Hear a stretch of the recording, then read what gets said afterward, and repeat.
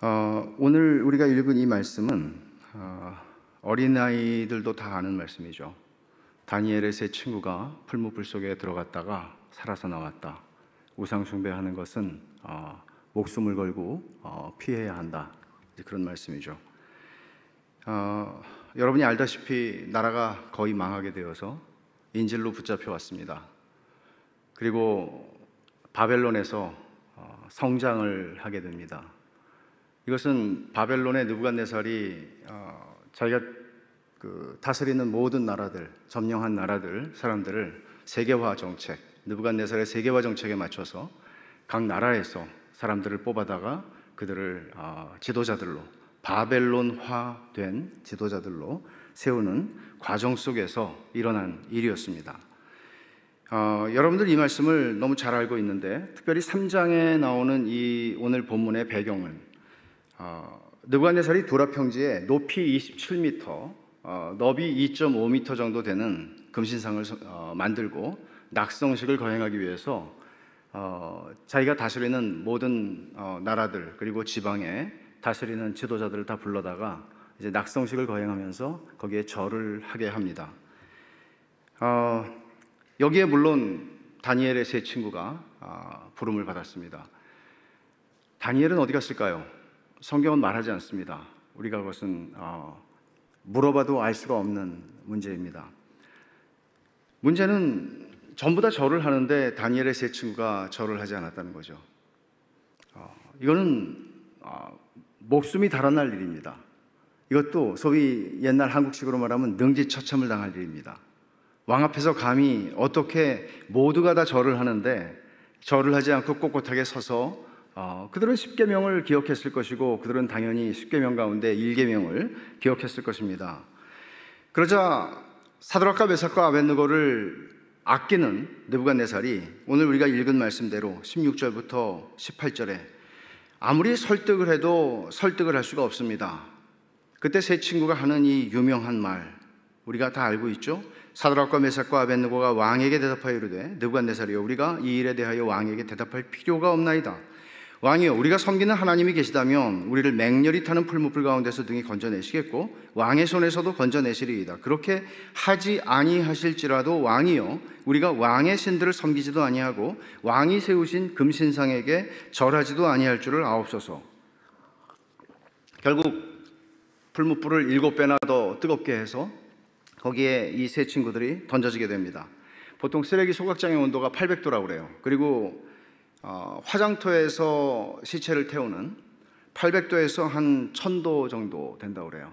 근데 이제 이 풀무는 이게 쇠를 연마하기 위해서 만든 풀무라기보다는 이런 죄인들, 이런 왕을 모욕한 죄인들을 죽이기 위해서 만든 일종의 사형 터였다고 알려져 있습니다. 말도 못하게 뜨거운 불이죠. 그런데 놀라운 일이 일어납니다. 이 불 속에 던져졌는데 왕이 말하죠. 25절에 내가 보니 결박되지 아니한 4사람이 불 가운데 다니는데 상하지도 아니하였고 그 넷째의 모양은 신들의 아들과 같도다. 3사람인데 그리고 결박해서 집어넣는데 사실 결박해서 집어넣나 마나 그들은 다 타서 없어져야 되잖아요. 근데 4사람을 보고 있는데 그 4사람은 전부 다 자유롭게 그 안에서 불 속에서 걸어다니고 있더라. 왕이 본 거죠. 이건 뭐 기가 막힌 일이 아닙니까? 머리칼이 서는 문제가 아니라 졸도할 문제죠. 그렇잖아요? 결국 느부갓네살이 풀무 입구로 가서 불 속에 사람들을 부르죠. 그게 26절에서 우리가 읽은 말씀입니다. 느부갓네살이 맹렬히 타는 풀무불 아귀 가까이 가서 불러 이르되 지극히 높으신 하나님의 종 사드락 메삭 아벳느고야 나와서 이리로 오라 하매 사드락과 메삭과 아벳느고가 불 가운데서 나온지라. 그리고 느부갓네살은 지극히 높으신 하나님의 존재를, 보이지 아니하시지만 지극히 높으신 하나님의 존재를, 자기가 세우는 금신상, 어마어마하게 큰 금신상과 비교할 수 없는 절대적인 하나님의 존재를 인식합니다. 결국은 느부갓네살은 하나님을 찬송하게 되고 하나님을 거스려 말하는 자는 다 죽이라는 바벨론 제국 안에서 그런 조서를 내리게 되고 세 사람을 더 높였다. 이게 이야기의 전부입니다. 자, 우리가 여기서 시작을 하는데 이렇게 잘 알려져 있는 이야기. 이 성경의 이 이야기는 어떤 것을 핵심으로 우리에게 교훈하고 있습니까? 이 이야기의 핵심이 뭡니까? 여러분들은 아마 다 나름대로 생각하실 겁니다. 이 이야기의 핵심은 뭐다? 그럼 자, 들어보십시오. 아이들에게 여러분들이 이 말씀을 가르친다고 할 때 여러분들은 무엇을 가르치시겠습니까? 하나님께서 이 본문을 통해서 우리에게 무엇을 교훈하고 계시다고 가르치시겠어요? 이런 거죠. 우리가 제일 잘 알고 있고 우리가 제일 많이 하고 있는 이야기는 이런 겁니다. 믿음 때문에 너희가 고난을 받을 때, 믿음 때문에 고난받는 거잖아요. 이거는 하나님을, 내가 우상을 섬기지 않고 내가 하나님 외에 다른 신을 내게 두지 않기 위해서 내가 절하지 않았고, 그래서 나에게 오는 불이익과 심지어 그것이 죽음이라고 할지라도 그것을 내가 견디는 거죠. 감당하는 거죠. 감수하는 거죠. 그럼 그렇게 할 때 하나님께서는 어떻게 하시느냐? 우리를 불 속에서라도 건져내실 뿐만 아니라 우리를 전보다 더 높이시고 하나님의 이름도 더 존귀하게 된다. 예. 근데 사실 이런 얘기가 핵심은 아니라는 거죠. 말하자면 이 이야기를 읽는 사람들은 일반적으로 이런 교훈을 얻어낼 수 있습니다. 저는 여기서 우리가 뭔가 좀 다르게 봐야 한다, 뭔가 좀 더 좀 헤쳐봐야 되는 그런 얘기를 하는 게 아니라, 정말 이 말씀을 통해서 우리가 믿음이 무엇인지, 예수 그리스도를 믿는다고 할 때 그 믿음이라는 것은 어떤 것인지, 그저 무조건 믿사오니 하면 되는 것인지, 그렇지 않죠. 믿음은 분명한 내용을 가지고 있는 것입니다. 믿음은 그저 믿사오니가 아니라, 믿음은 우리의 신앙의 고백이 여러 가지 형태로 역사 속에서 만들어졌고 우리가 그걸 가지고 신앙을 고백하듯이, 우리는 예를 들어서 장로교회의 표준 문서 가운데 하나인 웨스트민스터 신앙고백이라고 하는 것은 우리가 믿는 믿음의 내용을 글로 써놓은 것입니다. 400년 전에. 왜 그런 중요한 얇지 않은 그런 문서가 필요합니까? 믿음은 내용을 가지고 있다는 것입니다. 그 내용이 무엇이냐 하는 게 정말 중요한 것이죠. 뿐만 아니라 고난에 대한 문제도 우리는 제대로 다룰 필요가 있습니다. 본문이 이것을 말하고 있죠. 불 속에 들어가는 것은 고난이죠. 우리 인생에서 풀무불에 들어갈 일은 없겠지만 우리 인생에서 이런 비슷한 일들을 겪게 됩니다. 믿음이란 무엇인가? 그리고 성도들에게 오는 고난의 문제를 우리는 어떻게 해석할 수 있는가? 그리고 하나님은 어떻게 일하시는가? 하나님이 어떻게 일하시는지를 알아야 우리가 하나님과 보조를 맞추어 하나님과 함께 이 인생의 여정을 걸어갈 수 있지 않겠습니까?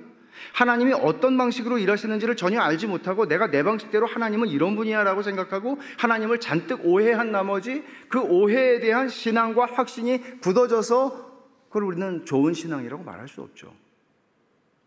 모든 것은 하나님께서 계시하신 계시의 말씀 안에 드러나 있는 겁니다. 자, 그럼 이 짧은 본문을 통해서 우리가 생각해 봐야 하는 이 이야기의 핵심이 무엇인가? 자, 아까 제가 말씀드린 거, 믿음 때문에 너희가 고난을 당하면 하나님은 불 속에서라도 너희를 건져내고 영광을 받으시고 너희를 높여주신다. 이런 단순한 이야기가 아니라는 것이죠. 여러분, 그렇다면 만약에 그것이 우리가 우리가 얻어내는 이 이야기의 핵심이라면 질문을 하겠습니다. 역사 속에서 화형장의 이슬로 혹은 기타 등등 여러 가지 단두대에서 기타 등등 예수 그리스도를 믿고 순교를 한 그 많은 우리의 믿음의 선배들을 하나님께서는 왜 죽음의 순간에 그들을 건져내지 않으셨습니까? 손양원, 주기철은 왜 그들은 그렇게 비참하게 인민군의 총에 의해서 일제 감옥에서 옥살을 해야 했습니까? 왜 하나님은 그들을 건져내지 않으셨을까요?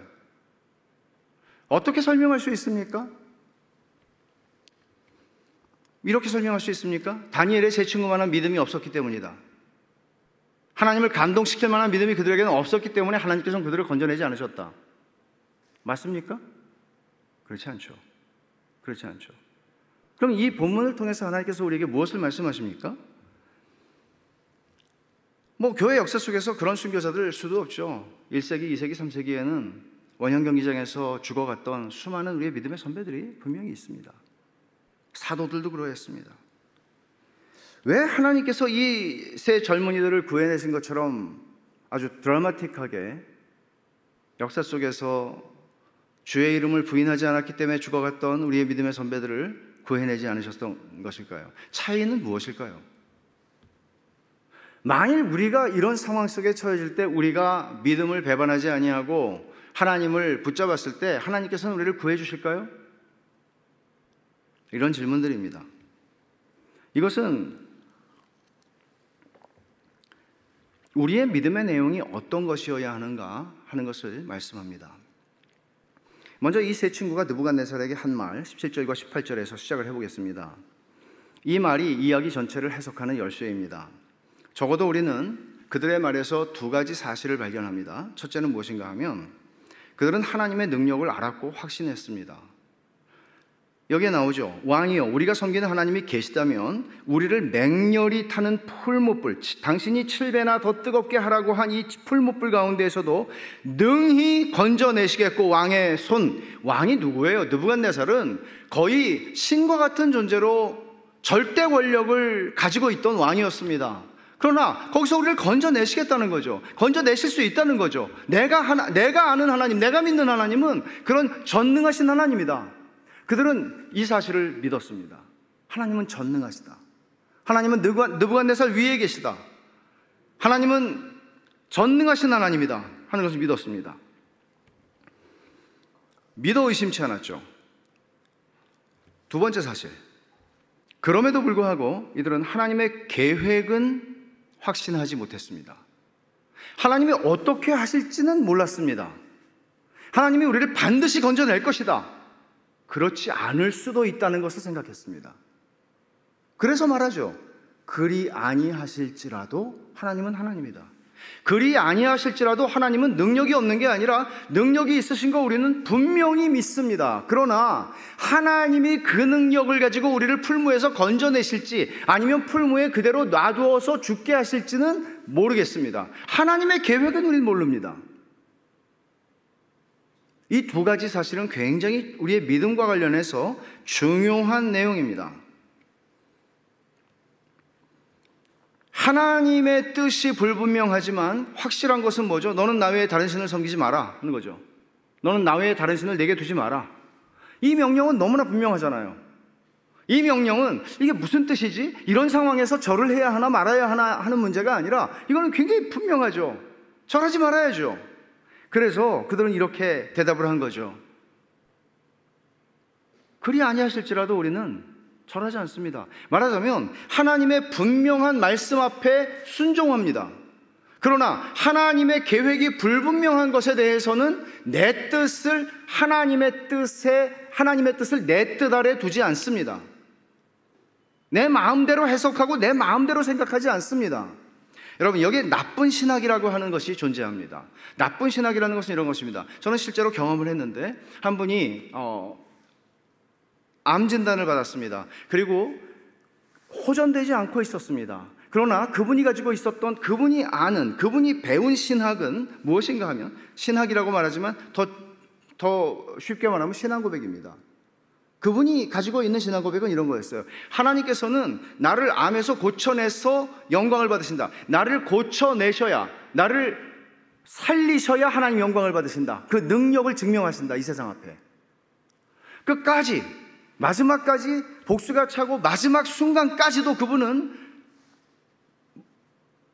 문병 오는 분들을 향해서 할렐루야, 저는 다 났습니다. 하나님께 영광을 돌립시다 라고 말했습니다. 그러나 하나님은 그를 데려가셨습니다. 말하자면 믿음이라고 하는 것은 내용을 가지고 있는 것이고, 믿음이라고 하는 것은 두 사람이, 이 세 친구가 가지고 있었던 두 가지 사실을 보세요. 하나님은 전능하시다는 걸 믿었습니다. 그러나 하나님의 계획이 언제나 내가 생각하는 대로 이루어질 것이라고 믿지는 않았습니다. 왜냐하면 하나님 자유로우신 분이, 하나님 주권자라고 말하죠. 하나님 주권자라고 하는 의미는 그런 것입니다. 하나님은 마음대로 행하실 수 있고, 하나님이 마음대로 행하셔도 하나님은 지극히 선하시도다. 이게 기독교 신앙 고백입니다. 하나님의 능력을 인정하는 것, 그리고 하나님께서 주권적인 자유를 가지고 언제나 행하실 수 있으시다는 것을 인정하는 것입니다. 그것을 이 세 친구는 느부갓네살에게 분명하게 표현을 할 뿐만 아니라 그렇게 그들의 삶을 풀무 속에 던져 넣습니다. 또 하나가 있습니다. 두 가지를 그들은 말했는데, 세 번째로 믿음이 가지는 내용은 이들이 보여준 것입니다. 진리에, 분명한 진리에 순종하는 것입니다. 믿음과 행위는 분리된 적이 없고 분리되지 않습니다. 참된 신앙은 언제나 우리의 순종과 연결되어 있고, 참된 믿음은 순종을 낳습니다. 그들은 말만 멋있게 하는 사람들이 아니었습니다. 말을 했고 그 말대로 순종했습니다. 그렇게 아니하실지라도 왕이여 우리가 왕의 신들을 섬기지도 아니하고 왕이 세우신 금신상에게 절하지도 아니할 줄을 아옵소서. 드러난 하나님의 진리에 순종하는 것, 이것이 우리의 신앙의 세 번째 내용입니다. 하나님께서 언제나 우리에게 응답하시고 은혜를 베푸시고 함께 하시지만, 언제나 우리가 생각하는 방식대로, 내가 원하는 대로, 내가 만족할 수 있는 방식으로만 하나님은 일하시지 않습니다. 그렇다면 하나님은 주권자가 아니신 것이죠. 그래서 조프 토마스라고 하는 분이 이런 말을 해요. 잘 들어보세요. 인용합니다. 실제로 모든 그리스도인이 그와는 다른 가능성에 직면한다. 즉, 그러니까 우리가 생각하는 것과는 다른 방식으로 하나님 일하신다는 거죠. 즉, 비록 그가 우리를 구원하지 아니하실지라도 우리는 여전히 그분의 뜻을 행할 것이다. 상실의 시기에도 그리스도를 섬기고, 고독할 때도 그리스도를 섬기고, 죽는 순간에도 그리스도를 섬길 것이다. 우리는 반드시 부자가 돼야만 하는 것은 아니다. 또 모두가 다 결혼해야만 하는 것도 아니다. 꼭 부모가 다 돼야 되는 것도 아니다. 꼭 살아야만 할 필요도 없다. 그러나 우리는 반드시 순종해야 한다. 말하자면 우리는 이런 식으로 생각하잖아요. 하나님께서 나를 이런 자리에 두시면 내가 하나님 잘 섬기겠다고 생각하잖아요. 그러나 믿음이라는 것은 그런 게, 기독교 신앙은 그런 게 아니라는 거죠. 기독교 신앙은 내 처지와 형편과 상황이 어떻든지 상관없이 나는 하나님을 섬기는 거라는 거죠. 왜냐하면 내게 주신 이 자리가 하나님이 주신 최상의 자리이기 때문에 이게 기독교 신앙이에요. 사실 지금 조 토마스가 말한 것은 굉장히 멋진 말입니다. 그러나 무서운 말이죠. 왜냐하면 이런 말씀을 가지고 우리 살아내는 거거든요. 우리가 고난을 받을 때 모든 상황에서 자기 백성을 극적으로 구해내시겠다, 하나님이 보장해 주시지 않아요. 그렇게 말씀하시지 않아요. 이 본문의 이야기의 핵심은 많은 사람이 주목하는 것처럼 풀무불에서 아무 상함도 없이 결국 나왔다, 하나님은 결국 건져주신다, 그런 이야기, 단순한 이야기가 아닙니다. 이 이야기의 핵심으로 접근을 해보면 우리는 느부갓네살이 보았던 바, 풀무불 속에서 세 친구를 보는데 네 사람이 걸어다니는 걸 봤다고 그랬잖아요. 이 제4의 인물, 굉장히 중요한, 이 본문을 해석하는데 굉장히 중요한 열쇠가 됩니다. 느부갓네살은 그를 가리켜 신들의 아들과 같다고 말을 했습니다. 성육신하기 전에 그리스도를 가리킨다고 많은 학자들은 이 말씀을 해석합니다. 성육신하기 전에 그리스도가 그들과 함께 풀무불 속에 들어가 계셨다는 얘기죠. 존 골딩게이라고 하는 분은 이 이야기의 핵심을 이렇게 지적을 합니다. 세 친구는 불로부터 구원을 받은 게 아니라 이미 불 속에서 구원을 받았다. 그들의 운명이 되는 복과 성공의 삶은 대가 없이 위험이 전혀 없는 승리의 방식으로 다다르는 것이 아니라 십자가의 방식으로 다다랐다. 그들의 구원은 그들과 함께 있었던 네 번째 사람의 임재를 통해서 왔다. 그분이 스스로 불로 들어오셨다. 우리가 살아가는 이 세상 속에 어떻게 보면 정말 이 복잡한 세상 속에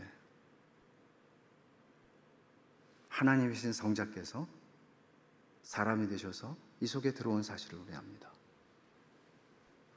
어떤 면에서 그런 것을 미리 보여주는 사건입니다.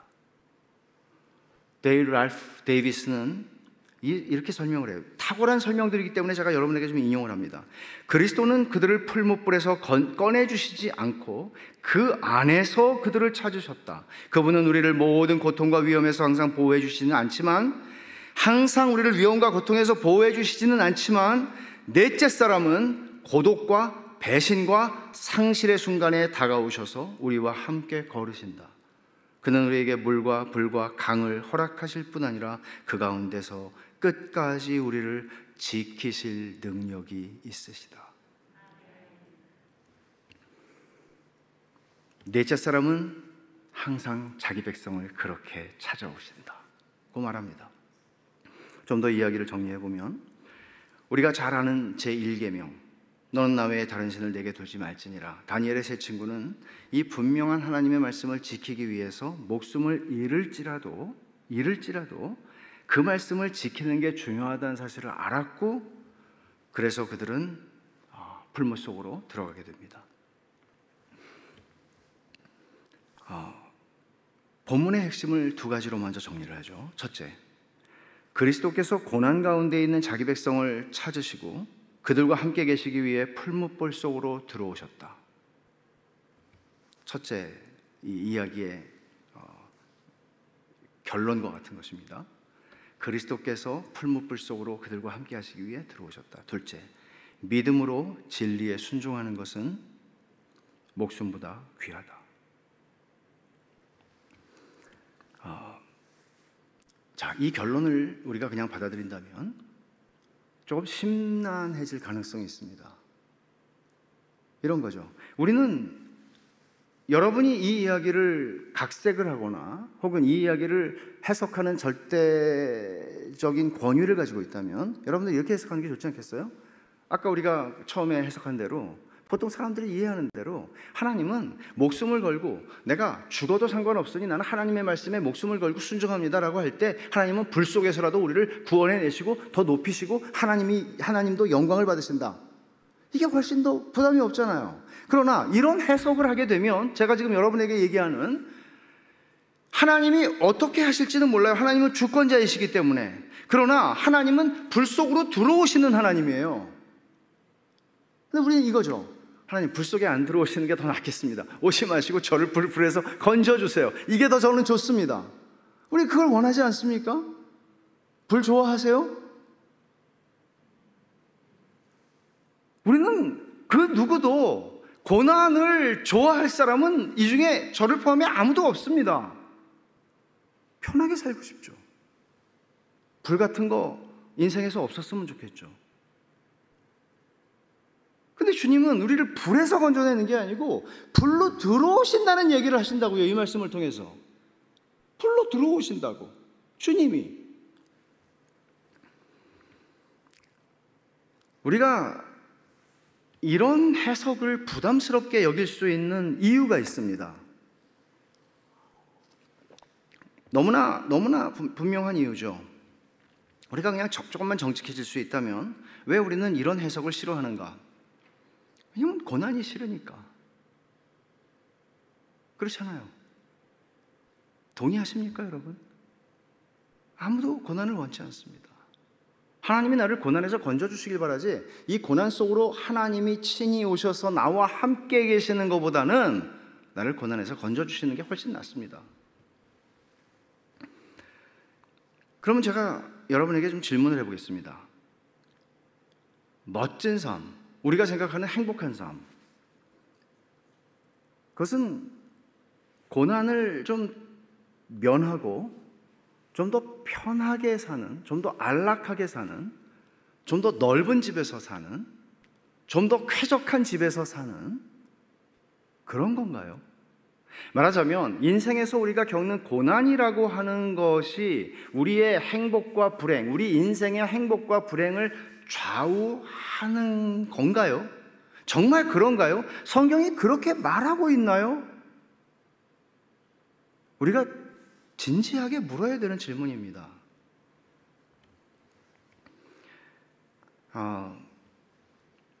팀 켈러가 고통에 답하다라고 하는 책에서 굉장히 예리한 지적을 합니다. 이런 말이에요. 삶의 목적에 따라서 고통에 대한 해석이 달라진다. 내 인생의 목적이 무엇인가에 따라서 내 인생에 찾아오는 고통을 어떻게 이 사람이 받아들이고 그것을 해석하는가 하는 것이 결정된다. 그렇다면 여러분의 인생의 목적은 무엇입니까? 인생의 목적 여하에 따라 우리가 고통을 견디고 혹은 고통을 감당하는 능력이 달라집니다. 그의 말을 좀 더 설명할게요. 그는 인류사에서 전통적으로 고난을 진지하게 받아들여져 왔는데, 고난이라는 문제가, 왜냐하면 고난을 피할 수 없는 것이었기 때문이죠. 인생에서 고난이 없는 인생은 없잖아요. 선악과를 따먹고 에덴 동산에서 쫓겨나서 아담과 하와의 후손으로 태어난 어떤 인간이 고난과 담을 쌓고 살 수 있습니까?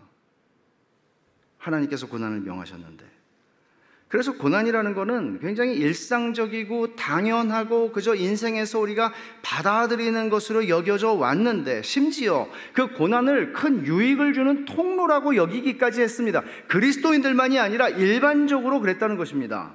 그런데 현대 서구 세계가 비종교화되고 기독교를 떠나게 되고 점점점 세속화의 물결 속에 흘러 들어가면서 그들에게는 고난이라고 하는 것, 이것은 고난이 가지는 의미가 있는데, 아까 보니까 1층의 카페에도 빅터 프랭클의 그 죽음의 수용소 그 책이 있던데, 그 사람은 삶의 의미를 발견하려고 했던 사람이죠. 아우슈비츠에서. 여러분, 고난이라고 하는 것은 의미가 있어요. 근데 현대 서구 사회는 고난으로부터 의미를 제거시켜 버렸다는 겁니다. 그렇게 되면 어떤 고난이라는 것은 뭐가 될까요? 말하자면 왜 이런 고난이 나에게 올까? 이런 질문을 우리는 보통 하게 되는데, 그런 질문은 아무 의미도 없는, 그저 고난이라고 하는 것은 불행이라는 이름의 딸꾹질 정도라고 여기게 됐다는 거죠. 의미가 없어요. 여러분, 딸꾹질이 의미가 있습니까? 귀찮은 거죠. 딸꾹질이 안 멈추면 귀찮고 힘들죠. 아무 의미도 없는. 그래서 삶의 의미를, 사실은 팀 켈러는 미국 사람이니까 그렇게 말하지만, 현대 서구인들이라고 말하지만 한국 사람들도 동일합니다. 21세기를 사는 한국인들 똑같습니다. 조금도 다르지 않아요. 삶의 의미를 쾌락과 개인의 자유를 추구하는 데에만 몰두하기 시작했어요. 그래서 사람들은 무엇을 위해 살아야 하는가 하는 의미와 목적을 삶에서 밀어내버립니다. 그리고 가장 만족스럽고 성취감을 준다고 믿는 바에 따라서 살아야 한다는 거죠. 내가 하고 싶은 거 해라. 이게 중요한 거예요. 네가 지금 하고 싶은 걸 해. 의미 따위는 묻지 않아요. 왜 사는가? 요즘에 이런 질문하면 바보죠. 삶의 의미가 개인의 자유와 행복에만 있다면, 고난은 어떻게 해서든지 피해야 할 애물단지가 되어버리는 것이고, 결국은 이런 생각들이 서구 현대인들을 지배하기 시작했고, 우리 한국 사람들도 절대 예외가 아닙니다. 그래서 고통이라고 하는 거는 그냥 두렵고 할 수만 있으면 피하는 게 상책인, 어떻게 해서든지 우리 아들, 우리 딸의 삶은 내 삶과는 달리 그저 어떻게 해서든지 고생을 안 하고 사는 거. 여러분 다 그런 생각 하지 않아요? 고생 안 하고 사는 거. 엄마 고생한 걸로 충분해. 그래서 어떻게 해서든지 고생을 우리가 막아주잖아요. C.S. 루이스는 이런 말을 하죠. 옛 현인들에게는 어떻게 하면 마음을 현실에 맞추느냐가 중요한 문제였는데, 그래서 지식과 자기 훈련과 덕성에서 그 답을 찾았는데, 현대인들은 어떻게 하면 현실을 다스려서 내 욕구, 인간의 욕구에 맞추느냐가 핵심 과제고, 해결책은 테크닉이 되었다. 그러니까 어떻게 해서든지 내 뜻대로, 내 생각대로 나를 실현하고 내가 원하는 걸 하고, 이게 중요한 거예요. 고난 따위는 무의미한 애물단지죠. 그래서 서구 사회의 지상 목표는 고난을 막는 것이고, 설령 고난이 있다 하더라도 고난을 무시해버리는 것입니다. 좋은 걸 생각하는 것이죠. 그럼 고난이 정말 이런 것이라고 성경이 가르치고 있나요? 성경이 가르치는 고난에 대해서 여러분들은 얼마나 이해를 하고 계시나요?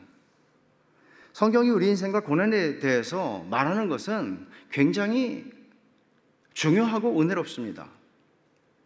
말하자면 멋진 인생은 어떻게 해서든 고난과 고통을 피하고 네 욕구를 최대한 충족시키고 사는 것이다 라고 성경은 가르치지 않습니다.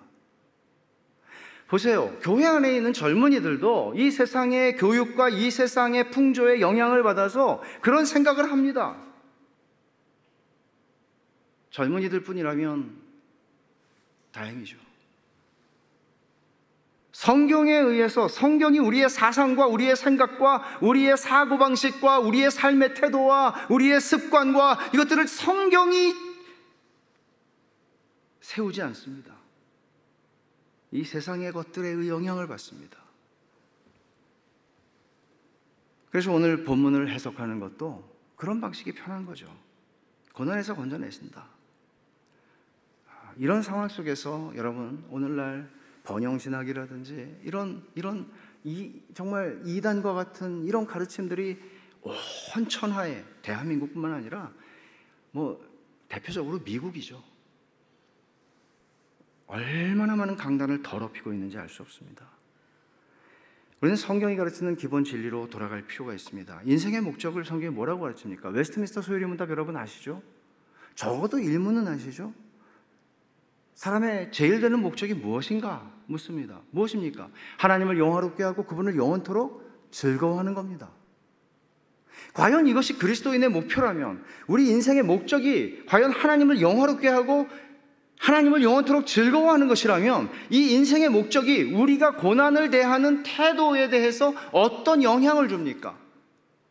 인생의 목적이 고난의 의미를 결정한다라는 그 말을 기억한다면, 비록 인생에 어떤 고난이나 고통, 어떤 고생이 따른다고 할지라도 그것을 통해서 우리가 하나님을 즐거워하고 하나님을 영화롭게 할 수 있다면 그 인생은 행복하고 멋지고 성공한 인생이라는 거잖아요.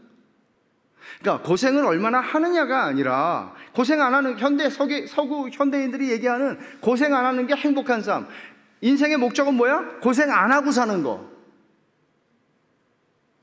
그러나 성경은 하나님을 영화롭게 하고 그분을 영원토록 즐거워하는 것이 인생의 목적이라고 말하죠.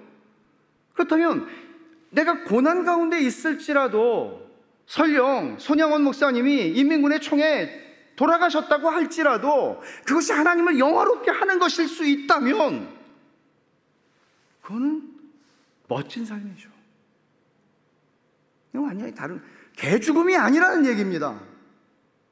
주기철 목사님이 옥살을 하셨어도 그건 개죽음이 아닙니다. 우리의 믿음의 선배들이 원형 경기장에서 사자들에게 찢겨 죽었다 할지라도 그건 개죽음이 아닙니다.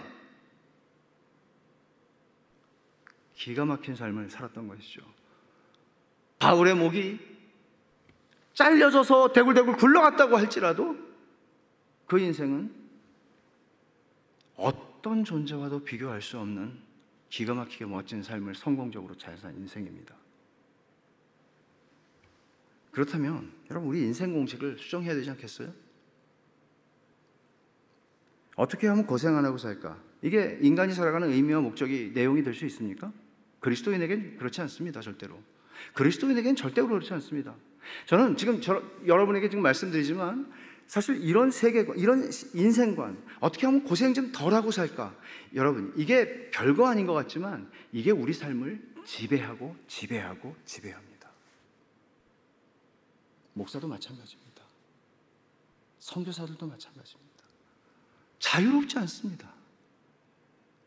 어떤 특정한 사람들, 하나님을 위해서 자신의 인생을 헌신한 어떤 특정한 사람들을 향해서 성경에서는 너희들이 고생 안 하고 사는 거 그런 생각하지 마, 그렇게 말하지 않습니다. 예수 그리스도를 따르는 자들, 어린 양이 그들을 어디로 인도하든지 불평하지 않고 따라가는 자들, 그곳이 계곡이든지 아니면 산이든지 아니면 하천이든지 어린 양이 어디로 인도하든지 따라가는 자들, 그게 요한계시록 14장에서 말하는 그리스도인에 대한 영예로운 칭호가 아닙니까? 여러분들은 어린 양이 어디로 인도하든지 따라가고 계십니까?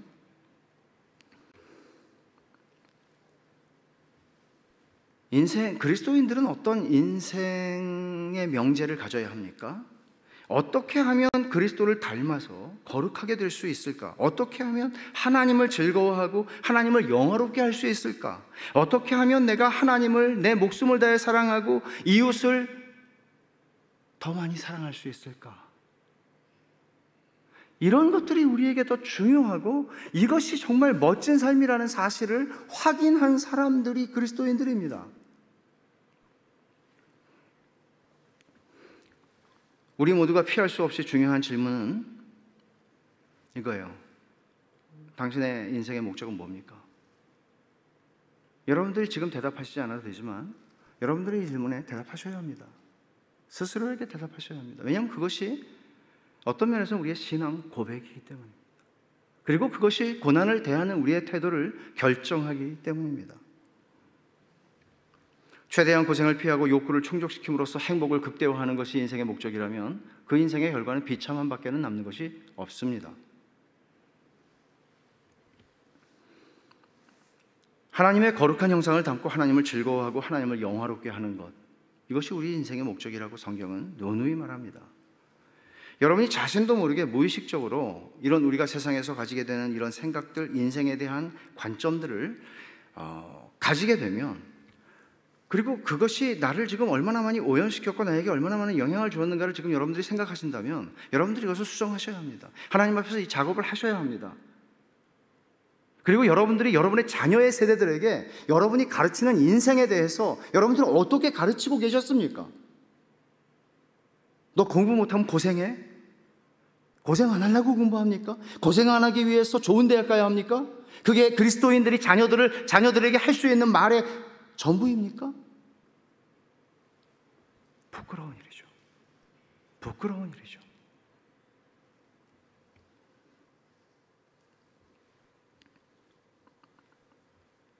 정말 이런 기도가 필요합니다.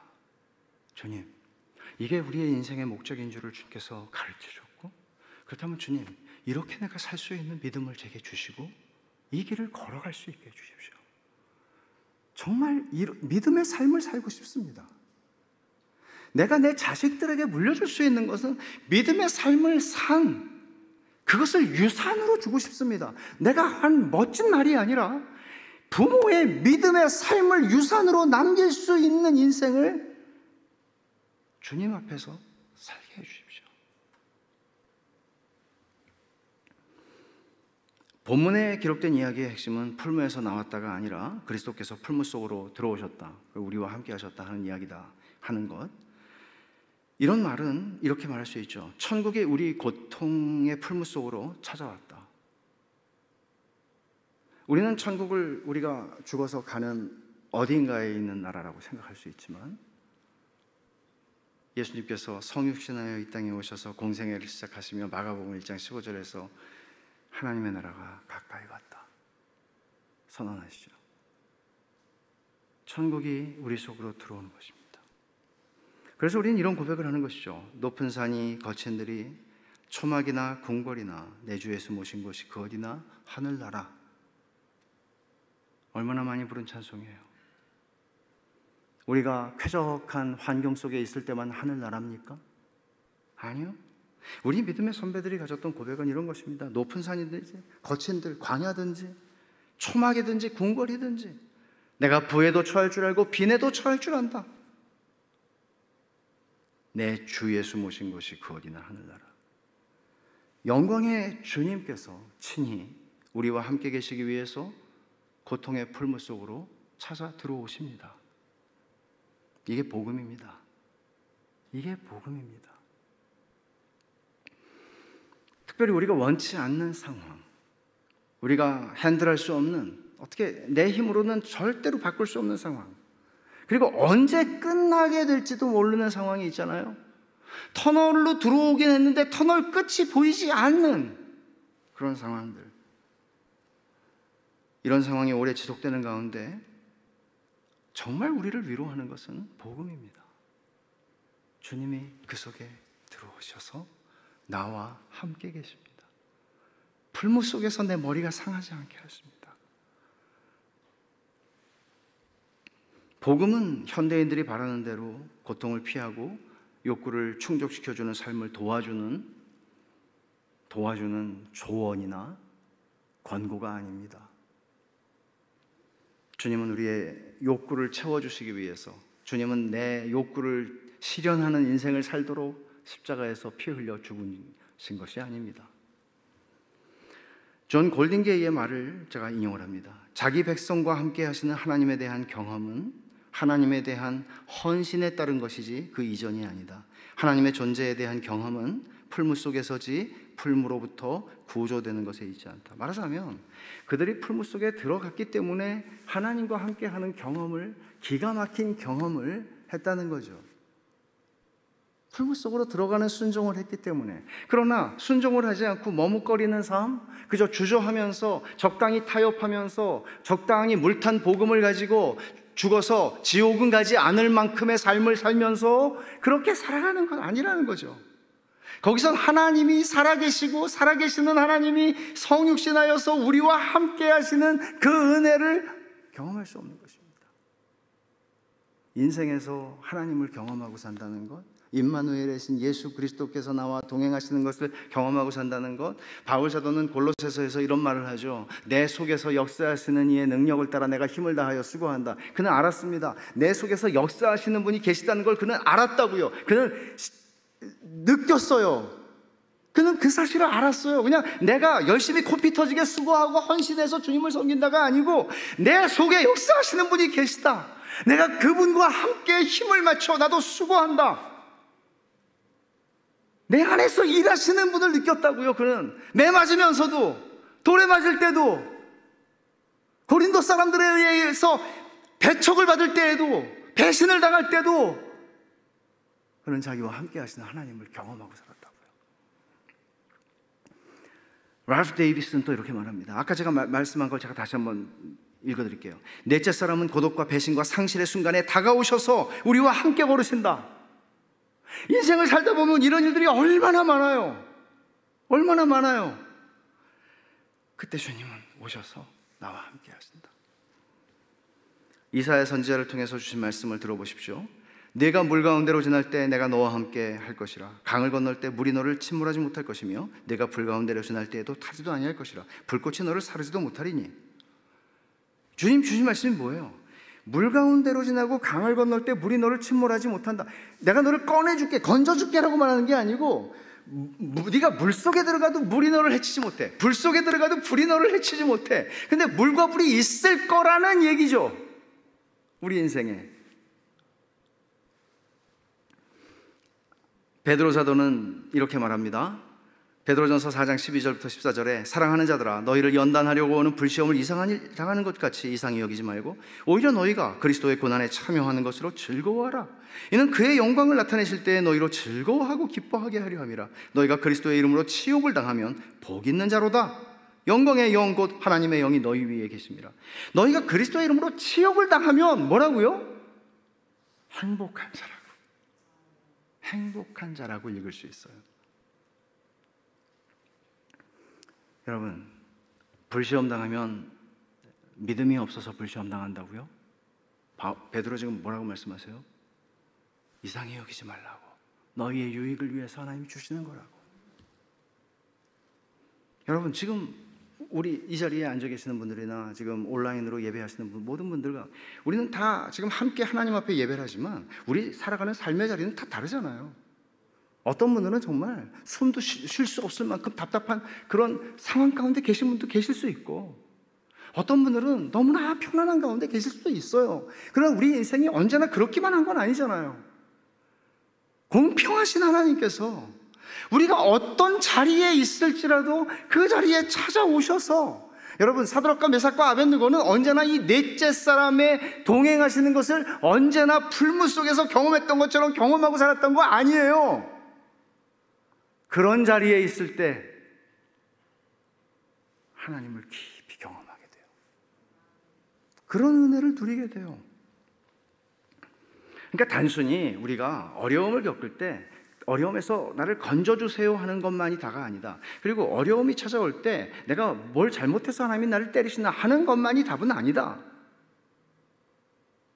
깊죠? 훨씬 더 풍성한 이야기가 있죠. 우리는 하나님의 도움이 필요하다고 느끼지 않는 편안한 때보다, 한번 여러분 돌아보세요. 지금까지 신앙생활을 오랫동안 하신 분들일수록 이걸 공감하실 텐데, 내가 하나님의 도움이 그래요. 너무 좋은 상황 가운데 있을 때는 하나님 너무 좋으시다 이런 말이 막 나오죠. 그러나 하나님을 깊이 경험하지 못해요. 정말 우리가 하나님을 깊이 경험하는 순간은 절박하게 하나님의 은혜를 필요로 하는 고난의 시간이죠. 그때 하나님을 깊이 만나요. 여러분의 인생을 살면서 정말 두렵고 부담되는 게 뭡니까? 신자에게 있어서 그저 나는 그저 고난이 없는 인생을 원합니다, 주님. 여러분 이걸 정말 원하세요? 근데 고난이 없기를 원합니다. 그래도 고난이 와요, 사실은. 그리고 고난이여 내게 와라 뭐 이렇게 할 사람은 아무도 없지만, 그런다고 해서 고난이 뭐 온갖 고난이 다 나한테 오는 거 아니에요. 하나님께서 우리를 사랑하셔서 사랑하는 자녀들을 위해서 아까 베드로의 말씀처럼 우리의 유익을 위해서 적절하게 주세요. 피할 길도 주시고 감당할 믿음도 주세요. 근데 그 속에서 보너스라고 말하기에는 너무나도 큰 넷째 사람과 동행하는 은혜를 누려요. 베드로를 하나님이 예수님이 부르실 때 마지막 요한복음 21장에 그러시죠. 너 나를 사랑하냐? 3번 물어보셨어요. 그리고 나서 뭐라고 그러셨어요? 네가 십자가를 질 거다. 그렇게 대놓고 말씀하시지 않았지만, 네가 젊어서는 네 마음대로 했지만 늙어서는 남들이 너를 띠띠우고 네가 원하지 않는 곳으로 데려갈 거야. 그렇게 말씀하세요. 이게 어떻게 죽을 것인지 말씀하신 거거든요. 그리고 나서 바로 뭐라고 그러시는지 아세요? 나를 따르라. 놀라운 건 대답이 없습니다. 베드로가 원래 대답 잘하는 제자 아닙니까? 대답이 없습니다. 그리고 그는 그의 삶을 통해서 주의 이 말씀에 순종합니다. 제가 어느 날 새벽에 잠이 깨면서 이런 생각이 들었어요. 주님이 저한테 프로포즈를 하시는 거예요. 우리는 어린 양의 신부니까 프로포즈를 하시는 거예요. 이렇게 너 나와 결혼해 주겠니? 근데 너 나하고 함께 가는 길에는 어려움이 많을 거야. 하지만 내가 그 모든 자리에서 너를 떠나지 않고 너를 혼자 두지 않고 언제나 너와 함께 있을 거야. 그리고 그 마지막은 네가 상상할 수 없는 영광이다. 새벽에 꿈은 꿈 같지는 않고 그냥 그런 생각이 들었어요. 그래서 제가 이렇게 대답을 하고 싶었죠. 주님과 함께 갈 수 있고 주님이 저를 떠나지 않으신다 그러면, 언제나 저와 같이 계시는 거면 고생해도 괜찮습니다. 주님과 같이 가는 게 저에게 영광입니다. 결혼하겠습니다. 오늘 주님이 여러분에게 프로포즈 한다고 한번 생각해 보세요. 똑같이 저와 결혼해 주시겠어요? 저와 결혼하면 고생 좀 할 수 있습니다. 끝은 영광이지만 그리고 고생도 영광이랍니다. 그러나 제가 당신을 결코 떠나지 않을 것입니다. 여러분들은 어떻게 대답하시겠어요? 기도합시다.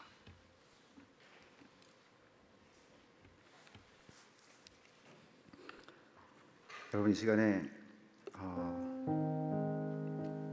한 가지만 여러분 기도하시기를 바라요.